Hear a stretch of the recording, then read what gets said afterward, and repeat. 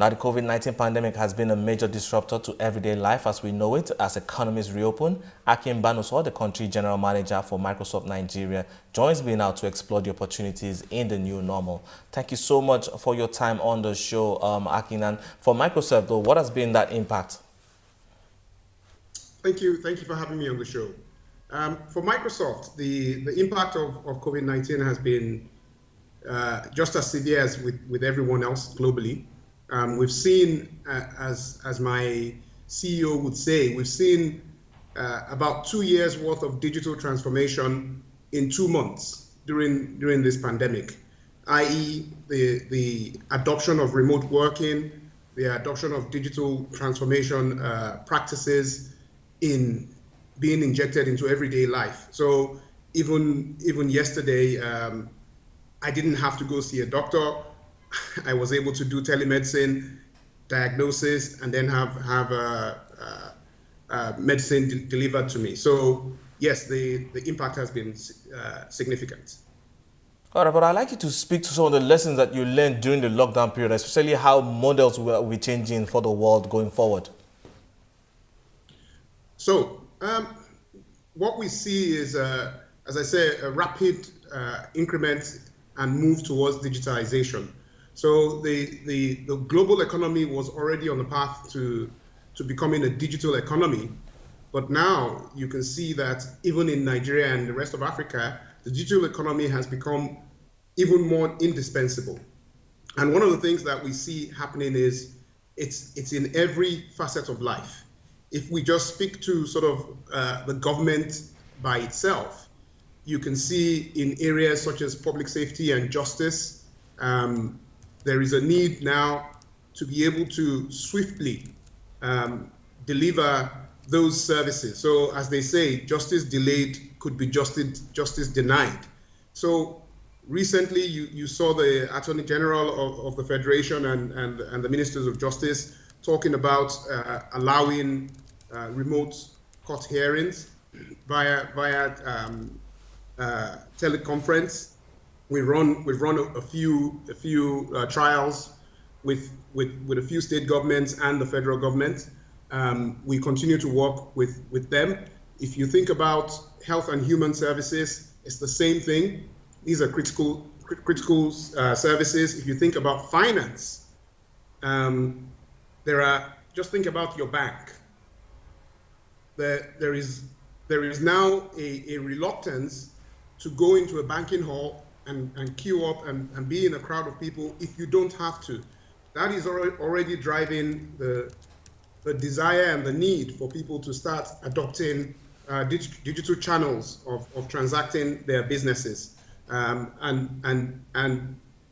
the fast movers in the industry and in the market are able to offer you all of the services you need, either online or via your mobile. All right, but when you look at the increased uptake of digitalization, especially in Africa, the challenges that we see here, sometimes we're seeing capacity issues play out also on the infrastructure space. But how do you think Africa can catch up and make this an opportunity? This is a very good question, and this is something that we see a lot of. The good thing is that it's generally recognized by ourselves in the private sector and the governments in the public sector as well. You will see that we have been working very closely with the Ministry of Comms, Tech and Digital Economy in Nigeria, for example.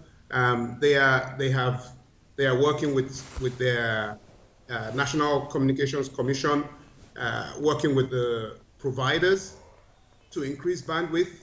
You can see all of the telco providers working really hard to sort of increase penetration. One of the basic requirements that like what you mentioned is to have the basic infrastructure. One of the things that we started to do around about 4 years ago was promoting the use of airband. Airband is a technology that makes use of the unutilized TV white space that we have in the country and across. And we've actually already deployed a solution in Kenya, and we're working with the NCC in Nigeria now and also in Ghana with our partners to donate the equipment so that they can actually take broadband into the rural areas. And that will, because if you think about it, as the mobile providers, sometimes it's not profitable, commercially viable for them to take broadband to an area that only has, a community that cannot afford or is very low penetration. And for us, it's important for the government and for the community to have that infrastructure so that we can then layer on top of that the key services. And that's already in play. And you can also see public-private partnerships in the likes of Lagos State, where the state government announced this broadband initiative, and it's actually now going around laying its own cable so that you can have last mile connectivity that is more reliable to businesses and individuals. Looking at how businesses can adjust to this new normal, there's been a lot of talk about how companies can leapfrog, especially with the opportunity that this brings. But for companies who have invested in infrastructure or invested in equipment and all of that, it is more or less opportunity meeting the prepared. If a company has already made investment in equipment, if I go back to my old school days, there was this thing called Moore's Law, which spoke about the rate at which computer processors increased in power, sort of roughly every 18 months, and sort of halved in cost. And that has gone wildly further. So what you have is a cycle where, most equipment that you purchase, the average life cycle that the accountants will write them down is between 3 and 5 years. So let's say 5 years. If you purchased equipment as a large company, you would be able to sweat the assets for a 5-year period. And by the end of the 5 years, between 3 years and 5 years, the equipment becomes obsolete because technology is moving so fast. So today, we are able to do amazing things with, for example, our HoloLens, and we're able to do machine learning that enables us to do artificial intelligence and really do a lot of real advanced analytics. Those kind of computations that are moving the human race forward. You and I as individuals would not, even the largest companies that we have here, it wouldn't make sense to try and acquire the equipment and own them. And this is where the public cloud, the cloud comes into play. So in most universities, and I'll give you a very good example, in most universities in Africa today, most of those universities do not have proper research labs. They don't have the capacity to run deep research. And that's because the cost of acquiring the equipment would be prohibitive. Let's not even talk about the power requirements, the cooling requirements, the maintenance, but today with the advent of the cloud that you mentioned, there's the ability to leapfrog and not have a need to acquire so much. What you now need is the human capacity to train the people and then access, and then you'll be able to rent the time on the processing, the time on the specialized equipment when you need to run your simulations. And that is a huge opportunity given to businesses as well as research institutes as well as students in this new age that we've come into in the fourth industrial revolution. All right, because then when you look at all of this, just like we're looking at the opportunities, we also understand that it also brings up some new challenges, but then the winners will be people who can come up with solutions to deal with some of the challenges. And one of the challenges that I would like to look at here is the issues around identity theft and identity management, because the fact that we're going to be dealing with each other remotely means that, we have to, the integrity of the information that we share and data will also should be protected. But I'd like you to speak to some of the solutions we can see in this space. Yeah. This is an absolutely critical factor. The more we work remotely, the more you now have to focus on the integrity of identity and access management. So the first thing that we always state is we try to ensure that you validate the identity of the user at the beginning, and you keep validating at different stages. And then, you give that person a token to access what they need to access. some of the solutions that we have that even as a consumer anyone can use, for example, apart from would be if you think about when you go to your bank, you would be asked, you'd be probably given a hardware token to be able to log on onto your bank account. And that's a two-factor authentication method where you're given a password and then you're given a token.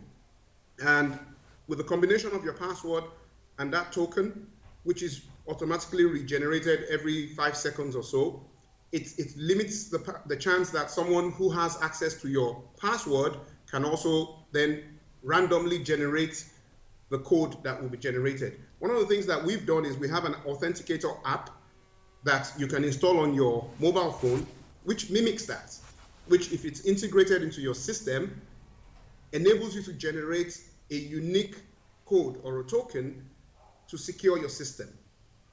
That's one solution that we have.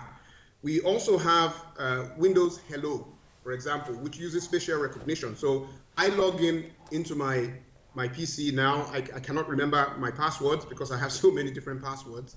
I log in either via my facial recognition, because everyone's facial face print is unique, or I use my fingerprints, right? So they're biometrics. So in today's age, in the day and age that we're in now, passwords themselves, because they become so complex, what you find is that people tend to try and write them down.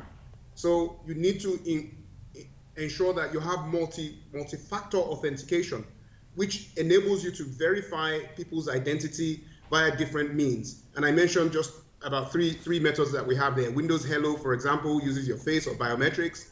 Authenticator app, which generates a unique token every few seconds that no one can hack, So, and it's very important that people take this seriously. Also, one thing I want to mention about security, the thing about security that a lot of people don't take cognizance of is that the most obvious things usually tend to be what lets us down. People tend to use very simple passwords, people's birthdays, favorite holidays, children's names, and obviously there's also a lot of social engineering going on. So people share a lot of information on social media, which can be used to guess, challenge questions. And this again is a very obvious method that people need to be aware of. So because at the end of the day, we are human beings, and this is what happens. So you can still socially engineer by getting at those information.